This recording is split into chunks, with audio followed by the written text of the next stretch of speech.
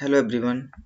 आज हम करने वाले हैं एचपी सेट का जो हम थर्ड पेपर कर रहे थे उसका पार्ट फिफ्थ। 60 क्वेश्चन जो थे वो हमने डिस्कस कर लिए थे। नेक्स्ट जो है वो 61 से हम स्टार्ट करेंगे। सो फर्स्ट क्वेश्चन है, for simultaneous equation model to be identified the necessary and sufficient condition कौन सी होगी? अब इसमें नेसेसरी एंड सफिशिएंट कंडीशन, इसका जो करेक्ट आंसर है वो है rank condition. Next question, a white noise process of stochastic process with, अब इसमें white noise जो है वो आपका करेक्ट आंसर है constant variance. a white noise process is stochastic process with constant variance जो है वो कांस्टेंट होगा। नेक्स्ट है, in random walk without drift. अब in random walk without drift का जो इसमें आएगा, इसमें इसका है first, the effect of shock persists throughout the time period. Next question,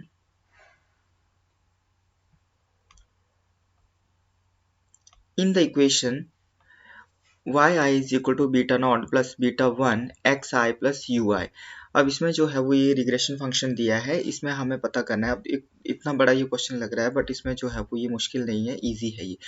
ui is the random disturbance, ये जो है उसको हम रैंडम या डिस्टर्बेंस टर्म बोलते हैं, एरर भी इसको हम बोलते हैं, ठीक है, स्टोकेस्टिक भी।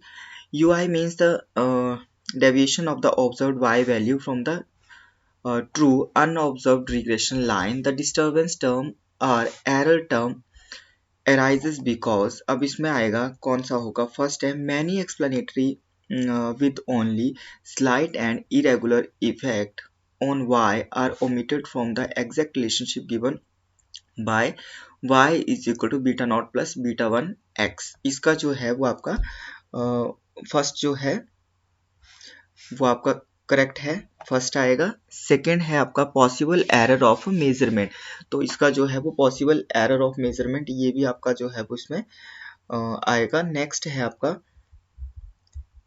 मतलब कि फर्स्ट बोल रहा है कि बहुत सारे जो एक्सप्लेनेटरी वेरिएबल्स होते हैं तो जो कि y पर जो है वो अफेक्ट डालते हैं, ठीक है, हम सबको जो है वो इंक्लूड नहीं करते हैं, ठीक है।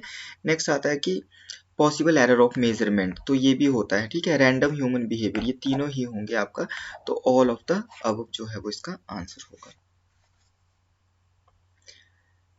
नेक्स्ट है, what is the meaning of the term heteroscedasticity? Heteroscedasticity का मतलब होता है आपका variance of U I is not constant. अगर वेरिएंस जो है वो यूआई का कांस्टेंट होगा तो वो होमोस्टाटिसिटी होगी।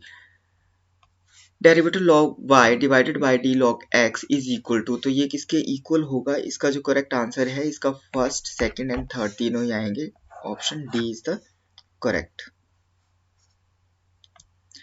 Next question, if x is equal to h k alpha l beta where h is a positive constant, इसका जो करेक्ट आंसर है, alpha and beta represent elasticity of output with respect to k and l, ये आएगा।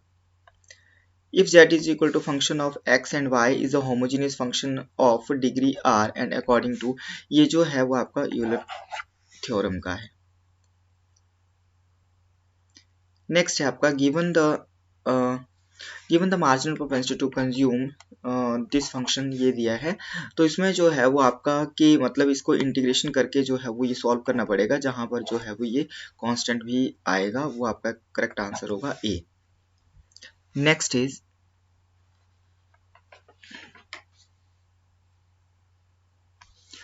विच one of the following is true, इनमें से जो है वो कौन सा ट्रू है? तो इसमें जो है वो आपके linear programming problem has multiple selection if the objective function and one of the constant are linearly dependent, इसमें जो है वो करेक्ट आंसर इसका है given D, A and B आएंगे, is parallel to one of the constant. 71 है, ये आपका जो है वो मैट्रिक्स का क्वेश्चन दिया है, ये सॉल्व करना पड़ेगा। इसका जो करेक्ट आंसर मैं बता देता हूँ, इसका करेक्ट आंसर है आपका डी। 72 है, if the correlation coefficient r is equal to 0.66636% of variation in y, इसका आएगा b। नेक्स्ट क्वेश्चन है in the equation y is equal to a plus bx plus e represent, e जो है वो आपका एरर को represent कर रहा है, तो इसका आएगा आपका रैंडम डिस्टर्बेंस टर्म भी इसको हम बोलते हैं, random disturbance from population regression line, C is the correct answer.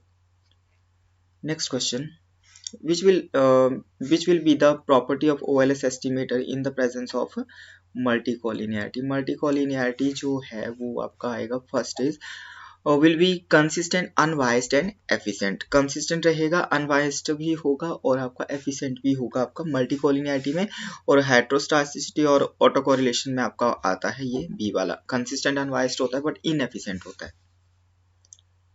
next question, for an exactly identified equation the order condition should be fulfilled is that the equation must, इसका जो correct answer है वो exclude one less than the total number of endogenous variable in the model, A is the correct answer।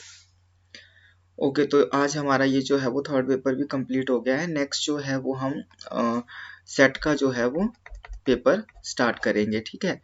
Next जो है वो 2019 का जो है वो हम जो है वो पेपर इसमें हम डिस्कस करेंगे।